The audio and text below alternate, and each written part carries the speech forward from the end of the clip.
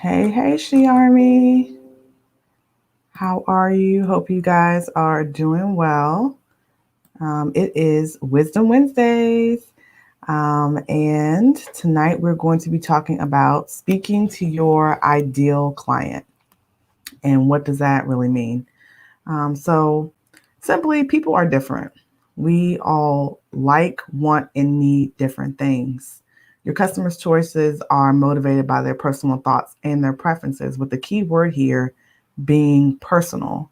So, you have certain people that will love your product, love your services, and then certain people who will not find value in what you're offering. That's just the way that business goes. That's just the way that things go.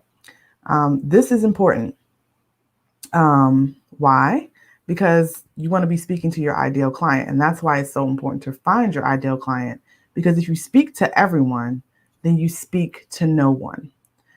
So you really need to have a good understanding of who your ideal client is. One of the ways that you can do that is understanding the fears of your ideal client. What do they worry about? What keeps them up at night? What do they not look at because it triggers too much fear? What's the worst case scenario for them in their life or in their business? What's the worst case scenario for their life or business that is far worse than their current worst case scenario, right? What's their big pain, I like to say. And where will they lose power, influence, and control in their life and in their business if things don't change or if they get worse, right? So that's understanding the fears of your ideal client. The next thing you want to do is understand the hopes of your ideal client. So, what do they secretly wish about? What they secretly wish was true about their business or their life situation? What is the dream solution for their life and their business? What would they pay almost anything for? If their perfect dream solution happened, what would that look like for them? What would that feel like for them? Right? How will others respond to them if this ideal situation, this fantasy situation comes true? And what will they be able to do? What can they accomplish if they achieve this fantasy situation? Where will they be more powerful? Where will they be more influential in their life if this fantasy situation comes true? So, the first thing was understanding the fears of your ideal client. The second was understanding the hopes. So, once you've spent some time in their shoes and in this space, you want to go deeper and be even more specific. Now you want to focus on the language. How do you talk to your ideal client, right? One of the biggest mistakes you can make is to use language that represents creativity. So your creativity rather than language that's actually used by your ideal client, right? So it's definitely essential for you to do your homework in this area. Speak the language that your ideal client is using. So understanding your ideal client deepest fears, their greatest hopes, it helps them or helps you rather to know what motivates them to buy. And by combining this with the language that they and others like them use or in their community, you're able to communicate with them effectively and in a way that they can understand.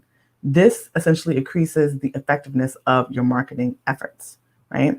So, with this knowledge, you can now locate and connect with your ideal clients. In the She Collective, we focus on magnetic messaging. That's one of the first things that we go over if you're in my coaching program and if you're on the CEO track, right? We focus on magnetic messaging, meaning creating the content that speaks to your ideal client. So I was working with a client the other day and I convinced her just to change the way she referred to her audience. And just a few simple word choice changes, particularly with her hashtag strategy, she was able to boost her engagement, which led to her not just getting clients, but getting her ideal clients who were actually looking for her, right? And that's key, right? By using the language that your ideal clients use, they will be able to find you, right? If you're not talking to them, they're not going to be able to find you. If you're speaking a different language than what they would normally speak, they're not going to be able to connect with you, right? So I want to know right now in the comments, if you're watching this live or if you go back and you're watching this later, what is some of the language or the jargon used by your ideal clients? Let me know in the comments, whether you're live with me now or you're going to come back and watching this later. I would love to hear. I know that there's some interesting things. Some people, they refer to their audience as their tribe. Some people refer to their audience as their family. So there's a lot of different ways or different jargon that people use. I would love to hear some because it's always interesting. And how do you incorporate that into your marketing strategy? How do you use that? And if you're not, think about ways that you can do that, right? So I will go ahead and pause now for questions or comments. You guys have any questions? Questions or comments? And definitely, if you're watching this later, feel free to post your comments in the chat, and I will go back and answer them in the group later. So if you have questions about speaking to your ideal client, I'd be more than happy to answer them in the group, or you can always DM me as well if you have questions.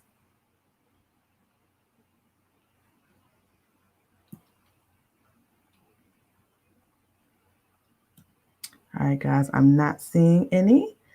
So if you guys have questions about how to find your ideal target market, and then also how to speak to them, so how to have that magnetic messaging, you can definitely book a free 30-minute clarity call with me, and we can definitely talk about it.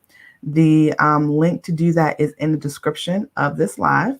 But I would love to hear from you guys. Quick update about some of the events that we have coming up. So tomorrow we're having Network Like a Boss. That's Thursday, January the 14th from 8 to 9. Love to see you guys there if you can make it. And the link to register for Network Like a Boss is on our website at isimplyShe.com/events. Again, that's isimplyShe.com/events. Or it's also in the events section of the She Army Facebook community if you want to sign up for that. We also got some awesome workshops coming up toward the end of the month to include a She planning session for Q1. So if you guys attended the 2021 planning session, we're going to be hitting it hard for Q1. Definitely love to see you. That's January 24th. Also, the link for that is on the events section of the website and also in the She Army Facebook community. And then we're going to be having another workshop on that Monday, the 25th. The name of that workshop is Data-Driven Decisions. So how are you using data in your business effectively? And how are you using that to inform your marketing efforts so that you're not wasting your marketing dollars, right? That's very, very important. A lot of times as business owners, we start out kind of trying a little bit of everything. It's like the spaghetti method, throwing things at the wall, seeing what sticks. Well, as an entrepreneur and as you scale in your business and you grow up in your business, you definitely want to use the tactics that work for you. Not saying that you don't use other ones that are less effective, but you know how to allocate your marketing budget effectively and capitalize on those things that are working for you and getting you your ideal clients. So guys, I think that's it. Let me know in the comments if this is resonating with you guys, if you're watching now or if you watch later. Let me know. If you have questions, again, feel free to drop them in the chat. Also, you can DM me. I'm at all handles at Crystal Renee. On Facebook at isimplyShe, and you can also hit me up on Instagram at I_simply_she. I think that's all, guys. So I'm going to go ahead and sign off. And remember, you too can conquer if you slay hard every day.